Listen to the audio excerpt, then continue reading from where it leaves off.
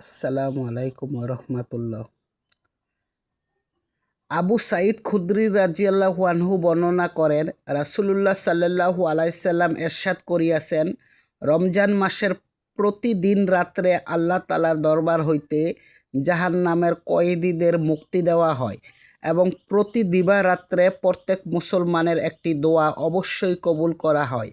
ফায়দা: বহুত হাদিসে রোজাদারের দোয়া কবুল হওয়ার কথা বর্ণিত হইয়াছে।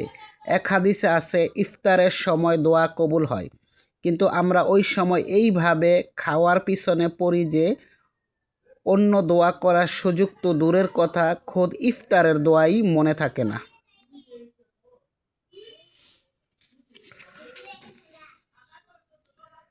হযরত আকরাম সাল্লাল্লাহু আলাইসাল্লাম এরশাদ ফরমাইয়াছেন, তিন ব্যক্তির দোয়া ফেরত দেওয়া হয় না। এক, ইফতারের সময় রোজাদারের দোয়া। দুই, ন্যায় বিচারক বাদশাহের দোয়া। এবং তিন, মাসলুম ব্যক্তির দোয়া। সুবহানাল্লাহ। আজকের হাদিস থেকে আমরা জানতে পারলাম যে আল্লাহ তাআলা ইফতারের সময় রোজাদারের দোয়া বিশেষভাবে কবুল করেন। ইফতারের সময় রোজাদার দোয়া করলে ওই দোয়া আল্লাহ তাআলা ফেরত দেন না, কবুল করে নেন। কিন্তু দুর্ভাগ্যের বিষয়, আমরা তখন ইফতারের খাওয়া দাওয়া লইয়া এতই ব্যস্ত থাকি যে ইফতার করার যে দোয়া ওইটাই করতে ভুইলা যাইগা।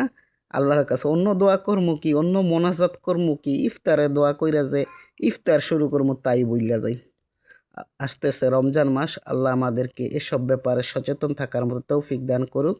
ইফতারের দোয়া থেকে শুরু করে এবং ইফতারের আগে মোনাজাত করে আল্লাহর কাছে প্রতি ইফতারের আগেই কিছু চাওয়ার মতো তৌফিক দান করুক।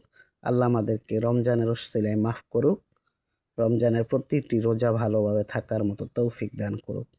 আমিন।